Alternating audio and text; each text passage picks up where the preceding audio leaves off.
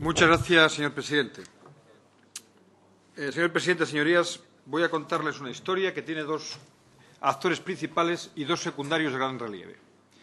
Los actores principales son una empresa multinacional, como ya indicó el propio señor presidente, Tenneco Automóvil Ibérica Sociedad Anónima, multinacional estadounidense, y el segundo actor principal es sus trabajadores, la plantilla de Tenneco.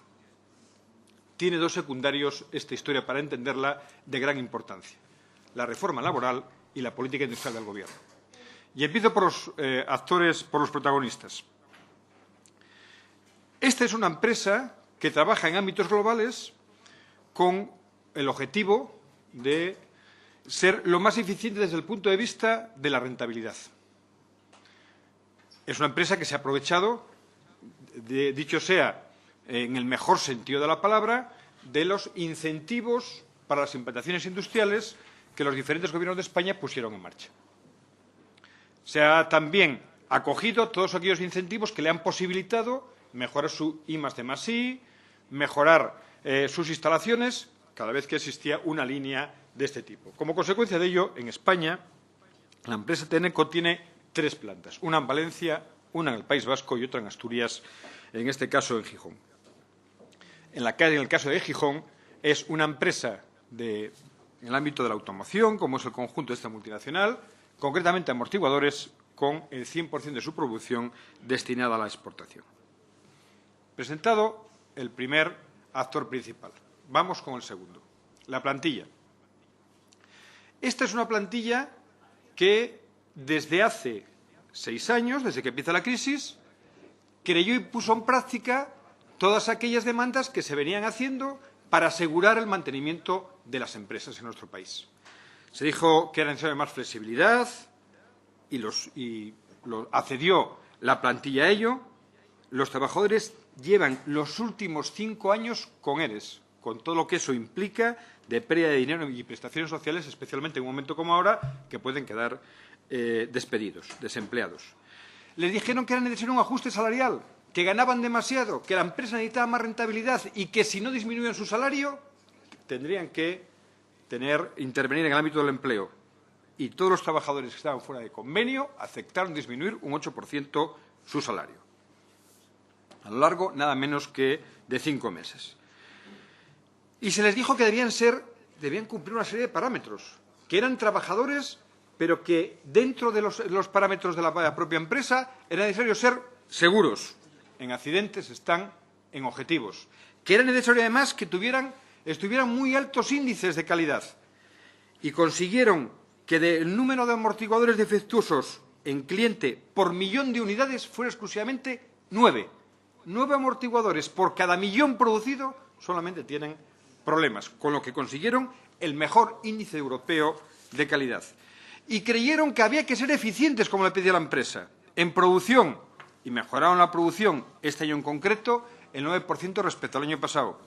Y les dijeron también que había que ser eficientes en cobros, porque cada empresa tiene unidad, autonomía de funcionamiento. Y fíjense bien que a estas alturas solamente tienen de deudas 346 euros, algo absolutamente despreciable para la actividad de la planta.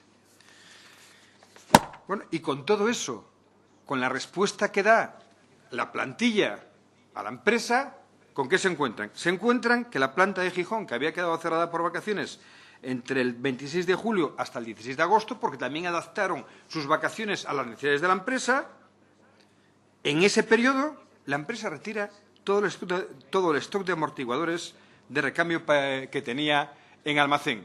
Habían aumentado la producción desde principios de año, muy por encima de lo que se había hecho, y tenían estocaje.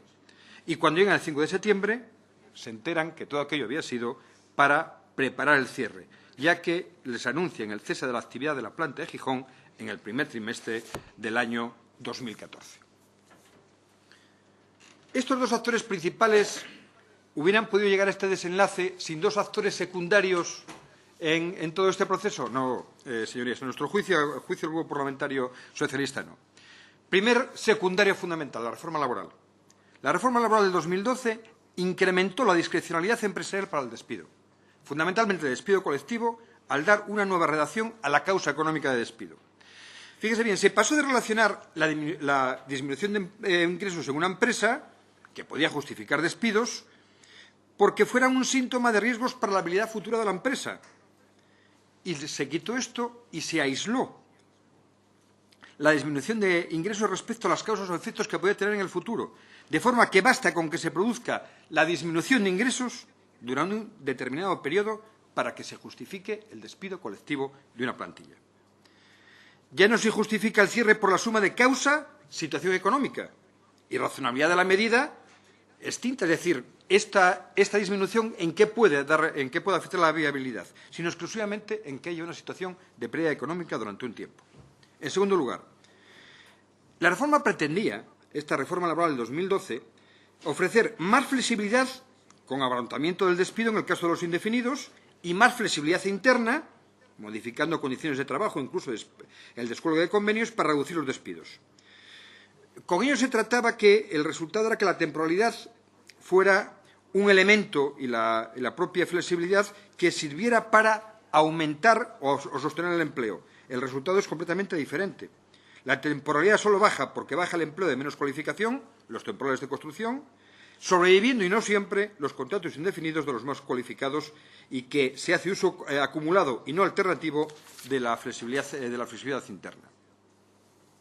Fíjense bien, con todo ello, donde la flexibilidad interna y frenar la pérdida de empleos era más fácil en el sector de la construcción, porque había sindicatos fuertes, porque había cultura de diálogo, porque hubo capacidad en este país para colocarnos al frente de este sector industrial a nivel mundial. Somos la sexta potencia, con la cultura industrial que teníamos, con los apoyos del Gobierno y con la cultura empresarial de diálogo y flexibilidad que se habían hecho. En este caso, en esta empresa de componentes, no nos valió para nada.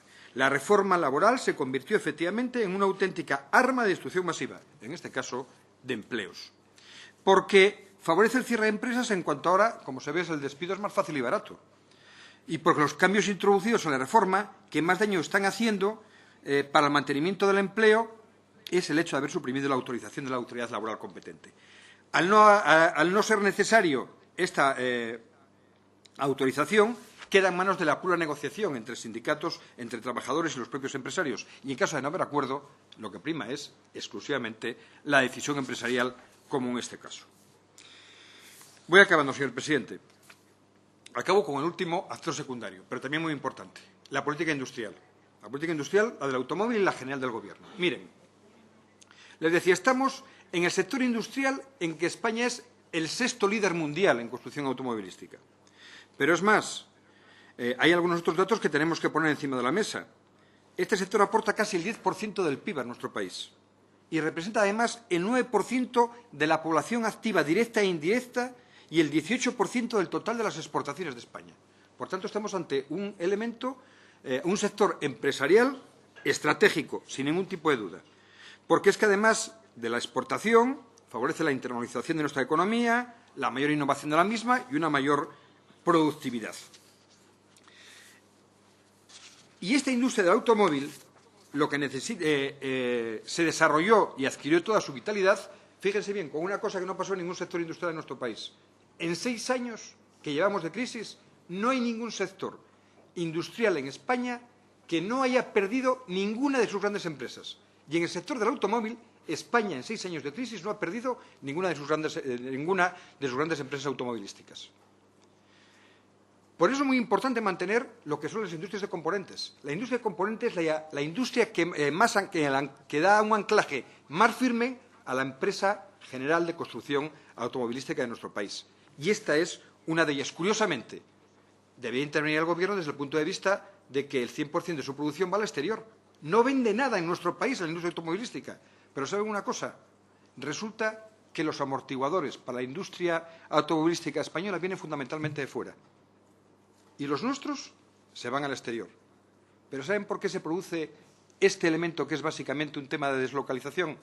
Porque Rusia y Polonia, fundamentalmente Rusia, donde quieren instalar una planta, la misma Tenneco, exige que a su industria automovilística que también traiga la industria de componentes a su país. Y, por tanto, están creando las dos cosas, mientras que aquí nosotros, que ya tenemos la industria automovilística, se está favoreciendo que desaparezca. Muchísimas gracias, señor presidente. Nuestra propuesta, y la leo, que es con lo que acabo, es que, ante esta situación, ¿qué le pedimos, qué le instamos al Gobierno de España? A dos cosas. A adoptar cuantas medidas sean necesarias de manera inmediata para evitar el cierre de la planta productiva en Gijón de la empresa multinacional Tenneco Automóvil Ibérica Sociedad Anónima, respetando en su integridad todos los derechos de los trabajadores. Y, en segundo lugar, a evaluar la incidencia de la situación creada en las ayudas públicas concedidas a dicha empresa dentro de los programas de fomento a la competitividad de sectores estratégicos industriales en el ámbito del sector de la automoción del Ministerio del Interior. Muchísimas gracias, señor presidente.